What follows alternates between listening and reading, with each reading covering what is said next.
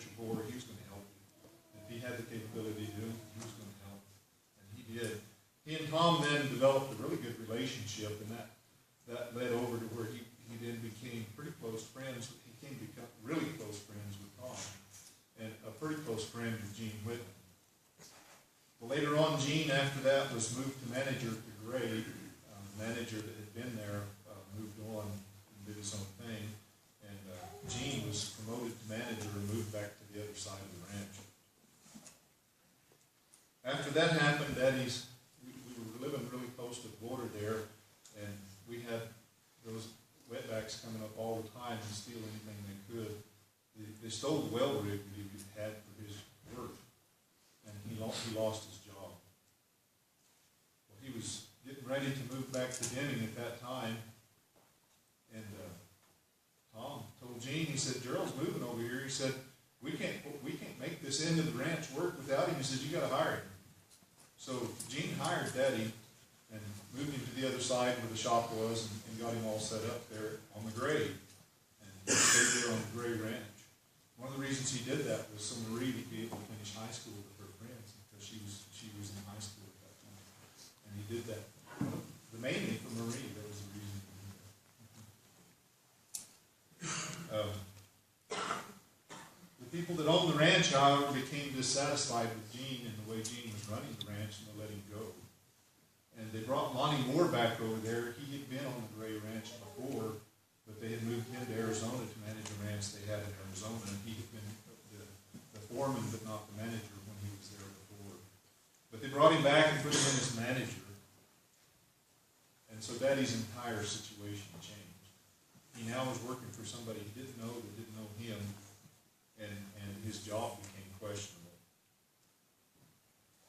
You know, the ranch life is a little different than what Daddy was used to. Daddy worked all the time, I guess. I don't know how else to say it. He was always on the job. But he didn't always get out real early, depending on what he'd been doing the night before. You know, the farmers would tell you sometimes you're up till 2 or 3 in the morning changing water later than that. And that was the life Daddy was used to. He usually got out around 8 o'clock.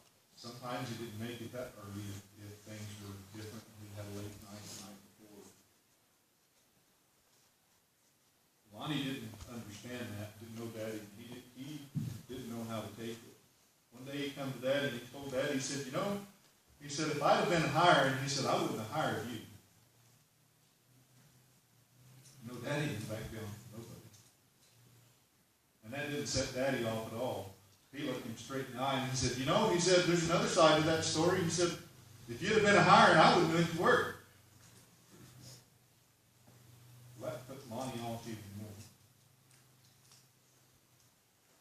And he was upset with Daddy, and actually he was looking to fire him, trying to find a reason to figure out what he needed to do. And so he was watching it pretty close. Well, one morning Daddy had a late night the night before. He didn't make it to the shop till about 9 that morning. Lonnie and the big boss were both there, and they were waiting for him. And they jumped him out and said, why are you showing up at 9 o'clock in the morning? They were used to starting the sun up at 6 o'clock. Daddy says, what difference does it make? He says, I can start at noon, and I can still get a day's work in for you. So Lonnie started really watching him. Daddy'd drive all the way over to the other side of the ranch. He might be over there working. One night he called Mom and he says, where's TJ? He said, I need to talk to him. Mom said, TJ ain't in yet. He's still working. He says, where's he at? She said, well, he's over with Tom Day. He's over on the other side of the ranch. They had a windmill that was bad, and he was going to stay over there to get it fixed today. And I haven't seen him since. Well, that wasn't good enough for Lonnie. He called Tom Day. And to get Tom, he got Jerry, his wife, and he said, where's Tom at? She said, Gerald and Tom are still out working. She said, they went out and they were working on this windmill, and I haven't seen them since. He said, well, have them call me when they get in. So they did. They called, let him know. And after that, it went on for a little while, and one day, Lonnie come to Daddy, and he says, I heard you come in last night, about 9:10 last night. Daddy said, yeah, I was doing such and such, and I finally got finished, but I found out we made it in.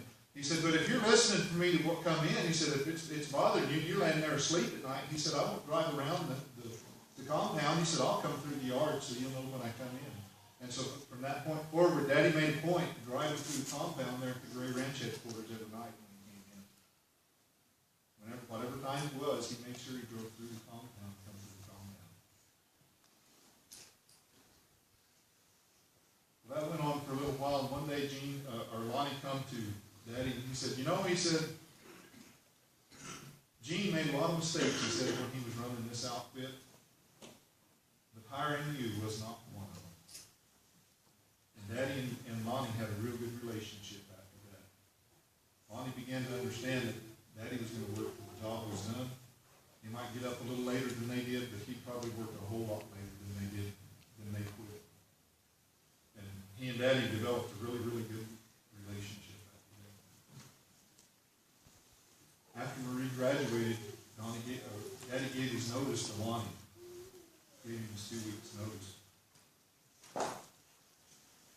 About a week later, Lonnie came to him on the Gray Ranch. They provided all the meat, and they provided half a beef twice a year.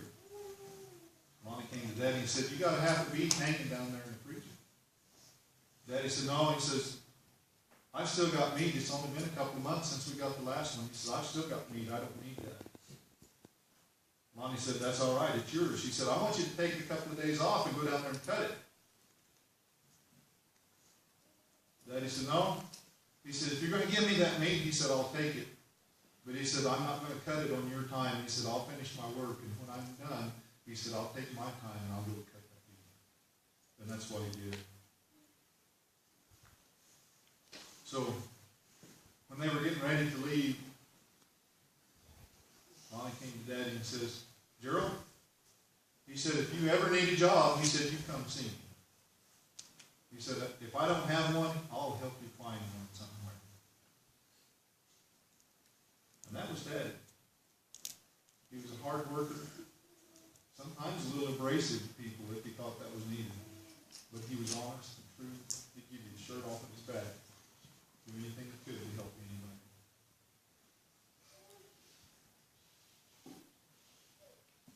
I wanted to sing a song, and that little story should show you how